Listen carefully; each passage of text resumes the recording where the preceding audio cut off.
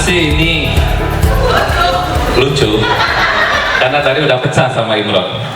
Baik, bismillahirrahmanirrahim. Assalamualaikum warahmatullahi wabarakatuh.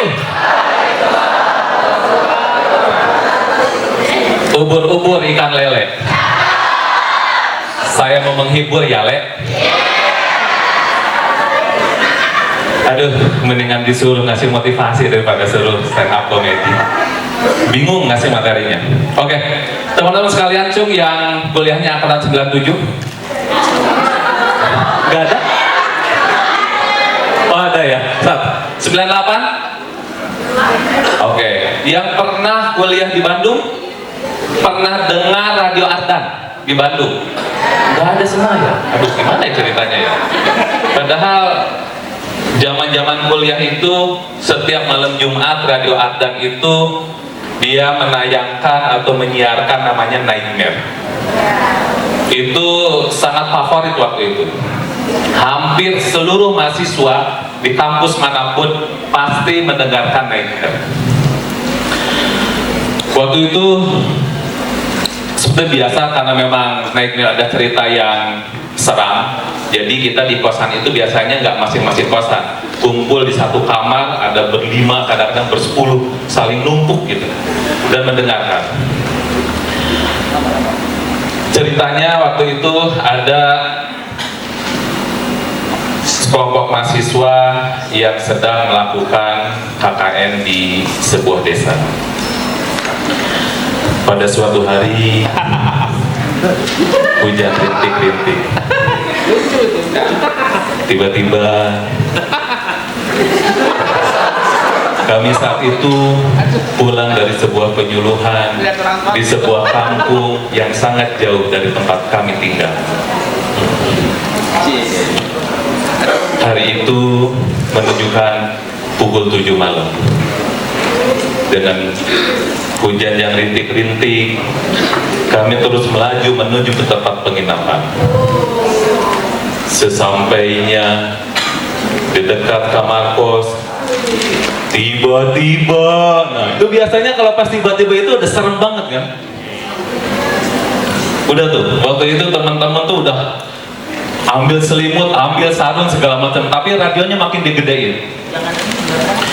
Tiba-tiba ada sesosok kepala. Kepala itu makin mendekat dan aku mau berlari. Tiba-tiba kepala itu kepala sekolah. Tepuk tangan dong. Oke, materi yang kedua ya teman-teman. Waktu SMA ada yang pernah study tour ke Candi Borobudur? Naik bis atau naik kereta? Naik bis. Saya mau cerita, ini kisah nyata, ya. Jadi waktu itu saya punya teman ini lucu banget, namanya, boleh lah, nggak apa-apa lah disebut. Mudah-mudahan bukan ini ya, bukan gibah ya. Karena ini lucu. Teman ini namanya Dino. Jadi luar biasa. Dino ya, namanya Dino Octaviano. Masih ingat saya? Begitu mau study tour, kemudian yang lain yang namanya study tour pasti seneng, tapi dia tegang. Pas gitu, Din, kenapa lu? Yang lain pada happy, yang lain pada ini segala macam, kenapa lu? Enggak, santai aja. Kenapa? Nggak ada bekal, gampang nanti sana. Enggak, bukan itu. Kenapa? Lah, gampang lah. Lu mabok ya di bis? Enggak, katanya. Oh, yaudah, kita duduk di belakang aja. Ntar kalau mabok, gua bantuin ya. Enggak, ngapain mabok? Gua kan udah biasa perjalanan jauh, santai aja bro, katanya. Ketika itu naik bis, kemudian biasa anak-anak muda bawa gitar, selama perjalanan kita main gitar dan lain sebagainya.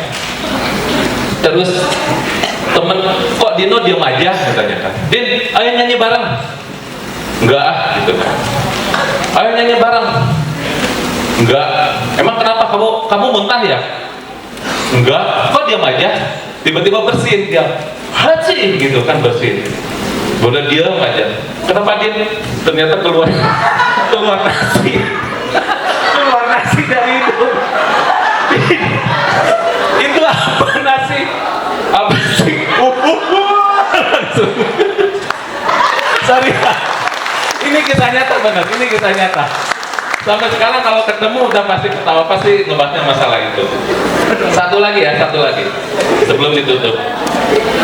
Jadi kalau yang punya keluarga, khususnya punya anak, kalau anak satu itu aman.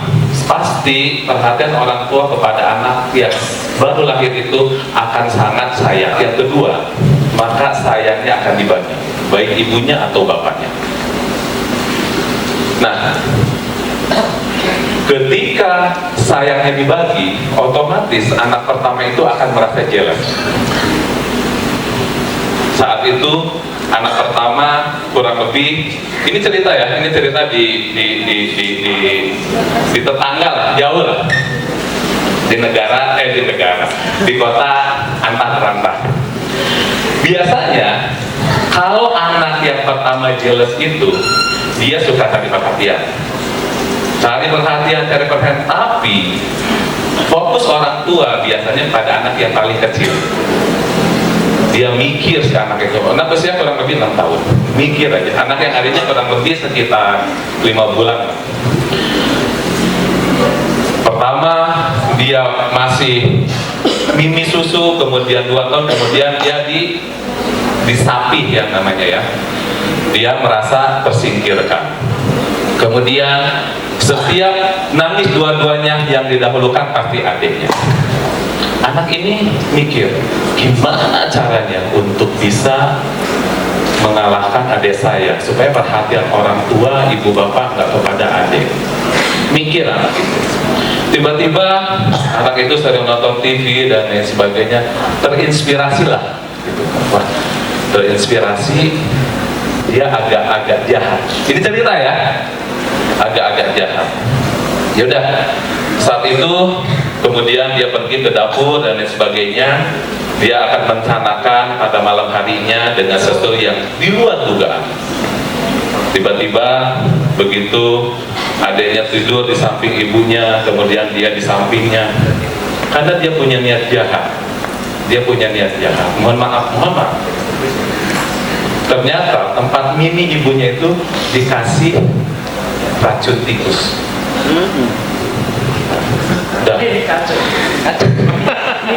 Ternyata udah tidur gitu kan, dia harapannya ya sudah, kalau memang ada adanya berarti kembali lagi. Tiba-tiba subuh, apa yang terjadi? Supirnya meninggal di garasi.